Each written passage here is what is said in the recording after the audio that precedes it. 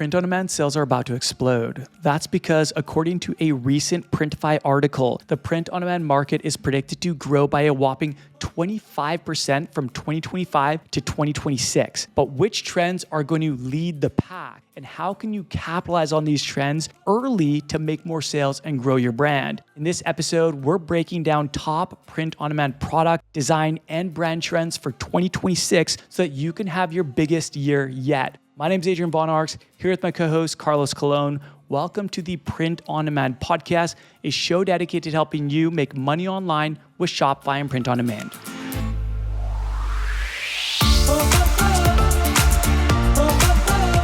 What's up? Thank you for tuning in, guys, and welcome to the show. This episode is going to be a lot of fun because 2026 is predicted to be the biggest year on record for the print-on-demand market. And so what we're going to do is we're actually going to break down an article that was just released by Printify. It's actually called Top Print-on-Demand Trends for 2026 and Beyond. And in this video, we're going to be breaking down some of the trends so that you can learn what's going to be working over the next 12 months and apply these to your business. Carlos, how are you feeling? You ready to rock? Yeah, this is exciting. Let's go. Like every year around this time, you just get this new year energy. I think a lot of people start feeling it in December, especially after Christmas, it really picks up. But anyhow, I'm already feeling that new year energy and I'm really pumped for a massive 2026. I hope everyone else is too. So yeah, let's just rock and roll. So I'm going to jump in and I'm going to start breaking down some of the product and niche trends for POD straight from this article. So this is coming straight from a Printify blog article. And I just want to start kind of right at the top. So they talk about how the print-on-demand space is expanding and 2026 will reward sellers who stay ahead of what customers want next. And I totally agree, right? You want to create for the demand. So what are people going to be demanding in 2026? That's what this episode is all about. And we're just taking it straight from this article. So first and foremost, this should come as no surprise. Carlos, tell me if this surprises you. The article says apparel remains a staple. Surprised or not surprised? No surprise. So you guys know, like, apparel has always been the leader in print on demand. I'm not saying you can't have a ton of success with other product categories. You absolutely can. And we're going to talk about some of those other ones.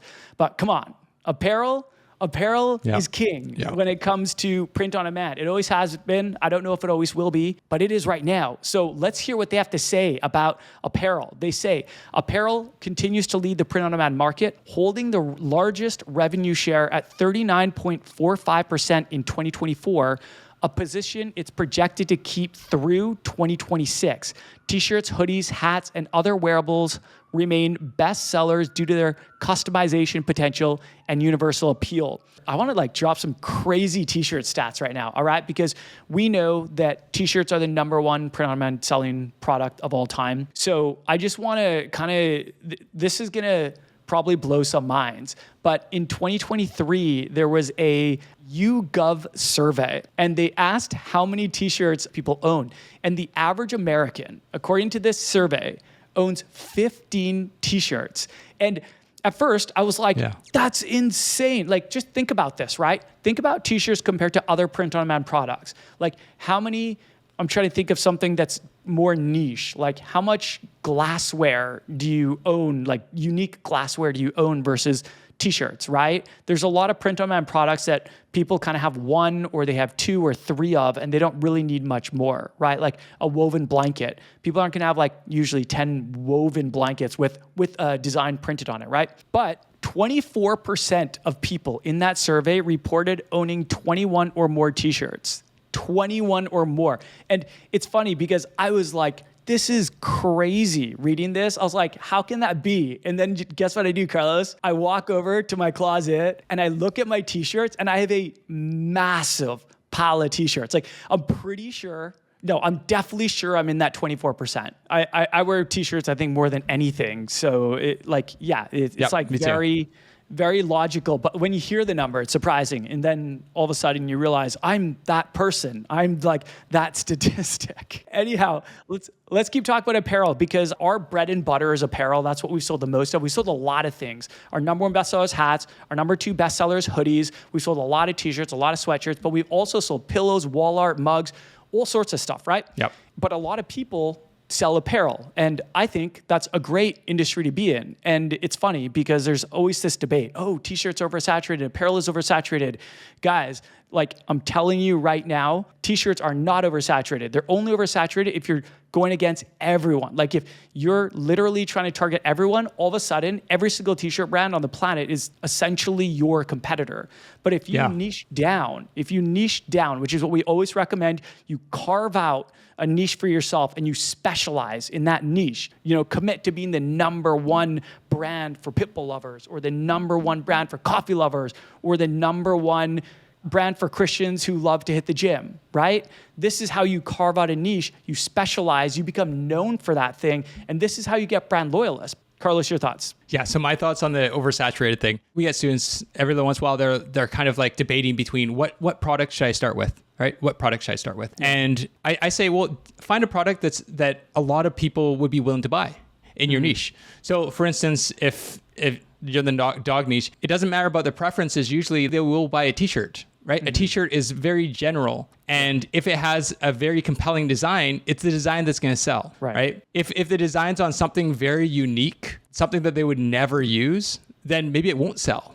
You know, like you're kind of like now pitting against the odds of like, well, could they actually use this product? Right. And you don't ever want that kind of thing in your mind is that could they use this product or could they use 2 of these products or 3 of these products? You want a product that they use a lot.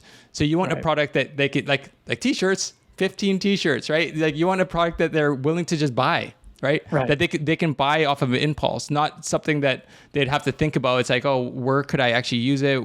Where could I put it? Where could I store it? You know, like nothing weird and unusual. And if you do go weird and unusual, then you're probably not going to go super niche in terms of your actual audience, unless it's something specifically for dog lovers, only for dog lovers, like a specific product for dogs or something like that, right? If it's like a very unique product, then you might even have to go more mass market. And as soon as you go mass market, then you're competing against every mass market retailer. Right. And so that's just it. You should be niching down more on the actual audience as opposed to on the specific product. When you're first starting, just get a product that a lot of people will buy and then go after the audience first. And then once you do that, then you can try these more complicated ideas, which is gain more complicated product that people may or may not buy, and they might only buy it once and never buy it again. You know, like that. That's another thing. You don't want to get product that people would only ever buy once in like 10 years or something. Maybe like a throw rug or something, right?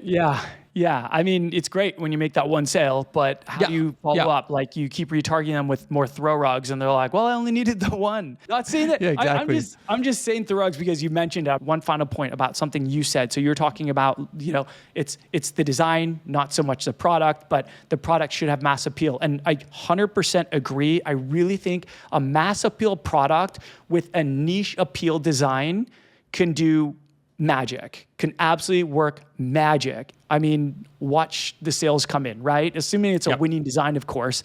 Not every design is going to win. Most of your designs are not going to win. We keep it real here. Most of your designs are not going to win. But when you do have a winning design and you get in and it's niche specific and it's something on like a t-shirt and you get it in front of your niche, man, it's crazy. That's how we did $277,000 in 60 days selling a hat to dog lovers, right? We got a winning design with a mass appeal product, hats, and guess what? Most of them were women who bought those, and it just blew up. And that's just one of many examples. So, all right, enough about apparel. We rest our case here. Let's talk about another really popular category and a fast-growing category. Guys, keep your eyes out for this one. This is something that I know that there are some brands that specialize in this area, and there are some people that have been keeping an eye on it, and this is definitely something that you should consider, and that is home decor, drinkware, and accessories. So let me tell you what this report says about these categories here: home decor, drinkware, and accessories. All right? So it says, while apparel leads, Home decor is, Carlos, get this, the fastest growing product category in POD. The home decor segment is expected to reach a 24.2% compound annual growth rate as more people spend their days and dollars making their spaces feel like home. This aligns with broader on-demand trends for functional and aesthetically appealing items. Popular and profitable options include mugs, tote bags, and throw pillows with custom artwork or names, canvas prints, and wall art that reflect seasonal or regional trends. Man, I've met some huge print-on-demand wall art brand owners. Huge. That is a sleeper right there. There's so many people sleeping on that product. And then stainless steel insulated bottles and functional gifts that blend utility with personal style. So a couple summers ago, I actually spoke in person in a summit for gelato, and it was in Sweden. It was so much fun. It was so awesome. We flew into Norway, and then they bussed us down to this really cool resort in Sweden, and it was just a group of a bunch of their top sellers. And then there was the presenters. So there was like the presenters, me and a bunch of other people. There was the top sellers that were invited, and then there was the leadership team from Gelato, like the CEO, everyone was there. And it was really, really cool. And what was funny was I went around, I met every single brand that was invited there, every single print-on-demand seller. And I have to say, I'm pretty sure that over 50% of them were wall art brands. You would think that it would be like 90% apparel and 10% everything else, right? But no, not this. I'm not like, apparel is king, and there are a lot more apparel brands than there are wall art brands. And Gelato is kind of known for wall art. That's kind of their bread and butter product, right? Like Printify and Printful have bigger, better apparel catalogs, in my opinion. And I mean, you can just look at them. Like there's more products. So they kind of lead in the apparel space. Gelato kind of carved out their own niche, being known for wall art. Like they have a really big selection of wall art. And I think that's what attracted so many people to them, these wall art sellers. But man, there were some there doing millions in sales per year selling wall art. If I were gonna start a new brand and I couldn't do apparel, if someone's like, Adrian, you're not allowed to do another apparel brand, no t-shirts, no hats, no sweatshirts, I would do wall art. That would be my new brand. Like that would be my core product. If I could not sell apparel, my core product would be a wall art brand. And I would go more niche. Obviously, it wouldn't be just wall art in general. It would be wall art for Christians, or wall art for dog lovers, or wall art, something more niche than that. I would actually blend it with a real proper niche. Have one core product, then blend that with a proper niche. But I mean, some of the other products they talk about here, mugs, tote bags, throw pillows, we've sold a ton of tote bags, another sleeper product. And a lot of people don't really think about this, but there are states where plastic bags are not allowed, they're banned. And so you have to use reusable bags. And there are other places too, like other places in the world where they have these bans on bags. So everyone's using reusable bags, right? And then you think about some niches that it actually just makes a lot of sense for, like book lovers, like women, men who love to go to the library. It's mainly women in that niche, but there's a lot of men too. But this bookish niche is massive right now, absolutely massive. And there was actually an Etsy report, where they were saying that at one point there were 20,000 book niche purchases being made just on Etsy every day. And that's just Etsy. That's a small fraction of where sales are made. Wow. Crazy, right? And that was a report, like in the last year. This is a niche that's massive right now. And for me, if I was in the bookish niche, if I was targeting book lovers, you bet I would test out tote bags, because they're going to library all the time. If they're anything like my wife, they got the library card. They're always going and getting new books, or they're going to the bookstore and getting new books. Like, it just makes so much sense. And then, you layer that, their love for books, with a tote bag that has a slogan for book lovers. Come on. Another product that they kind of touched on was mugs. But guys, there's actually a lot of different types of mugs, and there's a lot of different types of mugs that are selling very well. So the classic mug is this ceramic mug. That's the one that, everyone sells in their shop, and some make a lot of sales. There's some shops that only sell mugs, and those can do really well. But I don't want you to sleep, if you are in the drinkware space, I don't want you to sleep on some other really trendy drinkware products. So two really trendy products that Printify came out with in the last year or two are the iced coffee sipper glasses, really, really popular. I mean, you see those everywhere, especially in the summertime. Everyone's drinking them. You see lots of photos of people with their iced coffee sipper glass, right? I own some. I feel like everyone owns some now.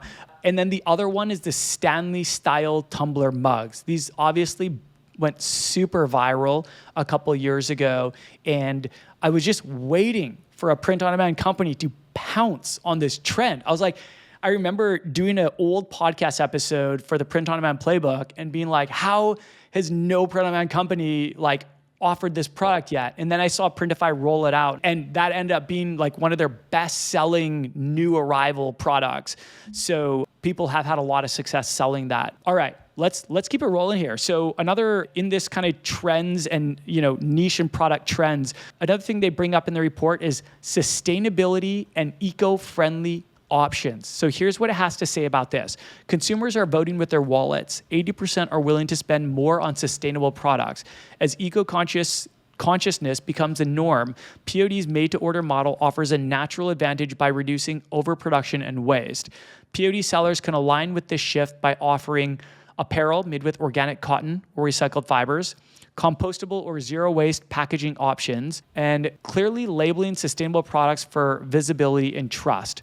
Rise in demand for eco-friendly products is influencing everything from materials to packaging in the print-on-demand industry. These sustainable materials offer a more ethical approach to running a business without compromising your profit margin.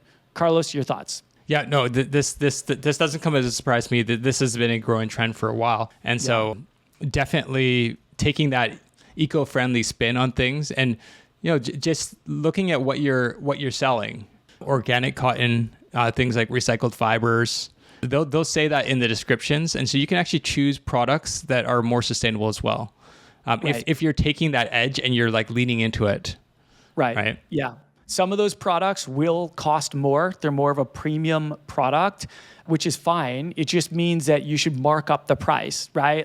If you're paying more to produce it, you're going to have to pay more. You're going to have to charge more to the customer. And I mean, the report here says 80% are willing to spend more on sustainable products. So there's absolutely a market of people that are actually looking and will pay more for sustainable products. I think a big one too that maybe a lot of people don't think about when they get into print on demand is that print on demand itself, just the business model. Yes, you can use that as your edge. Because totally. that's something that's going to be different than and distinguish you from a lot of major apparel companies that are printing apparel in bulk, and they waste a lot, or they send it to third world countries, and they crush their own industries. There's lots of ethical issues there with overproducing, right? I totally and waste. agree. Yeah, I'm really glad you brought that up, because yes, print on demand alone is very sustainable compared to industry norms. All right, Carlos, let's get into some design trends, because I know that we all love our design trends. If you watch our YouTube video, our YouTube channel, I should say, Adrian.vonarks, I'm always putting out design trends there. I love talking about them. I love discovering them and sharing and doing tutorials. But let's talk about what this Printify blog article is predicting for 2026. And I mean, they're pretty spot on here. It's kind of general, but pretty spot on in my opinion. So here's what it says: nostalgia, retro aesthetics, and pop culture design. Do you think you can just explain the different styles here? Yeah, I mean, to me, they're kind of all blended together. It's all kind of the same thing.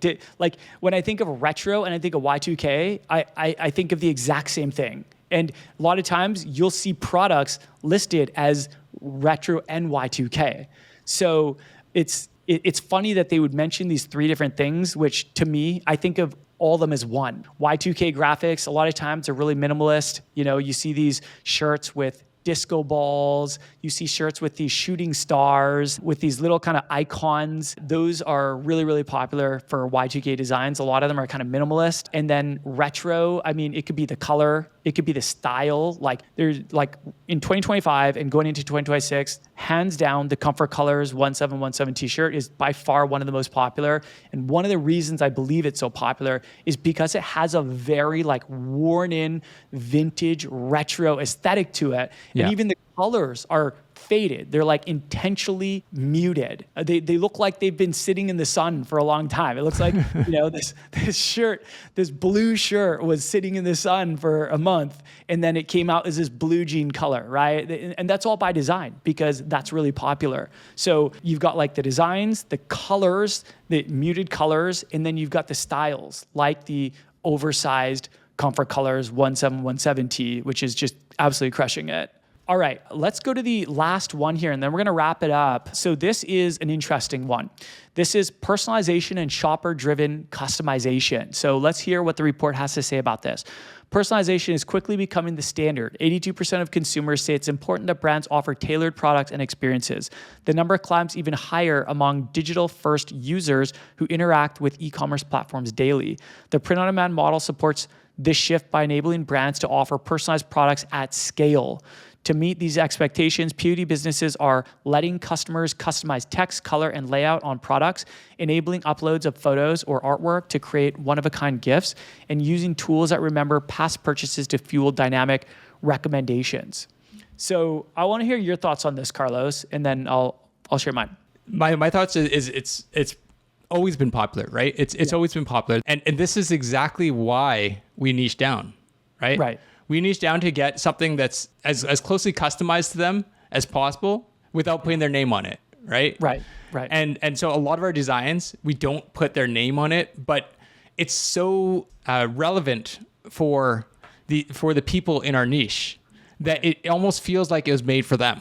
And that's kind of the idea, right? Is getting something that almost feels like it's made for them without having to put their name on it, right? Right. And to their friends should be able to look at it and they're like, oh yeah, that's so you. It looks like it was made for you. Just knowing you, this looks like it was made for you. Yeah. No, I totally feel you on that one. I totally agree. I don't think you actually need to offer, like, there's so many, most brands don't offer personalized products. And by personalized, I mean like you can put your name or a date or something like that.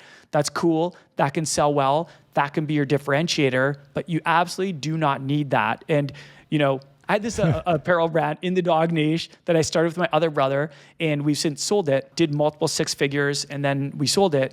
And we actually had a number of bestsellers, a number of winning designs. And what we would do is when we did have a winning design, we would actually create a personalized version of it, which was really easy, right? So if you have a design that mentions a dog, you can personalize it so that people can say their breed, or you can personalize it so that people can say their dog's name or something like that.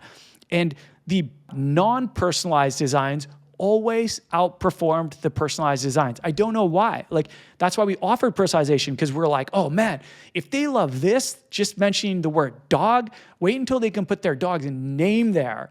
Like, yeah, people bought it, but it never did as good as the non-personalized ones. And I'm just talking about my own experience. We're just sharing our own experiences. Like, you might experience something completely different, and that's fine. But if I was just starting a new brand in 2026, I would personally not start with personalized products unless I wanted to make that my part of my niche, right? I create personalized products for dog lovers. That's totally different, right? I create personalized gifts for dog lovers. So that's something. But like, if I was going to start a brand for dog lovers with Shopify, which is our recommended and preferred platform for brand building, I would not do personalized because it does come with complications. It's more work. It can be more of a headache. It can be more frustrating. Sometimes things don't go as planned, and it just creates kind of a bottleneck in your momentum when you're first starting out. So I would focus on getting a winning design, a non-personalized winning design first, and then maybe think about it as kind of like a phase 2 thing. Maybe you can turn that into a personalized version, right? Create a personalized version of that winning design, something like that. But Carlos, what are your thoughts? My thoughts are that it just adds an extra step. Adds something else that someone has to think about before they buy. And I don't like that for that reason. And it also possibly adds a complication in the process that maybe it might be delayed because something went wrong. It just adds another step. And every time you add another step, you add more complication. And every time you add more complication, you add another barrier to the sale going through really quickly. The way that I look at it too is I'm like, think about yourself and think about how many graphic t-shirts you own and how many of those are personalized. How many of the graphic t-shirts you own are personalized? I own like probably 25 t-shirts. I would say like half of those are graphic tees. Not a single one is personalized. And I'm not saying that like they can't sell. I'm just saying like proportionately, I think most people's wardrobe, they're probably going to have like 10 general graphic tees to one personalized one with like a name or a customized name or date or something like that, right? And that's really telling. That's really telling that like you go on a place like Etsy and you think every shirt in the world is personalized, but that's not like a good representation of the general population. Because if you go to the mall right now, or if you go to somewhere busy in your city and you look around, you're going to notice that most people's graphic tees are not personalized. Like they don't have someone's name or a date or something on them. And so proportionately, a lot more people are buying the non-personalized ones. So let's kind of do a quick recap of what we talked about. So for top product and niche trends for POD, first was that apparel remains a staple. Second was home decor, drinkware, and accessories, talking about how that is currently the fastest growing product category in POD. Third, we talked about in terms of brand trends, sustainability and eco-friendly options are very, very popular, and 80% of people are willing to spend more on sustainable products. And then when it comes to design trends, nostalgia, retro aesthetics, we're talking fonts, colors, products, styles, everything retro. It's all retro in 2026. And pop culture designs, nostalgia, retro aesthetics, and pop culture designs are going to be huge in 2026. So we're going to wrap it up there. We're going to land the plane. But just before we do that, I did want to say, if you did enjoy this episode and if you're ready to just absolutely dominate in 2026, because that's the energy that we're embodying here, right? That new year energy, right? If you do want to dominate in 2026, if you're starting or you just want to take your brand to another level, I definitely recommend checking out our 60-minute on-demand training. It's totally free. You can watch it anytime. It's called How to Make Your First $10,000 with Shopify and Print on Demand, which we're going to link in the show notes. On there, we reveal the strategy that we use to generate multiple millions in sales across 2 apparel brands in completely different niches. Also, I wanted to mention that if you are ready to start or grow your brand and you're looking for coaching, community, and accountability, there is an opportunity at the end of that training to join our training and coaching program called T-Shirt Legends Academy. So this program is made to help people make money online with Shopify and Print on Demand. If that's you, then you could be a good fit. So you can go on there, watch it, determine if you're a good fit. We'd love to see you in there. We've got an incredible community. So if you do want direct personalized coaching from Carlos and I to expedite the growth or just get you off on the right foot, you can learn more in that class and decide if it's a good fit for you. You can register for that training by clicking the link below in the show notes or by going to ecomlegendsacademy.com/grow. With that, we are signing off. Thank you guys for listening. We love you guys. Remember to start before you're ready, take imperfect action, and know that you're always one design away.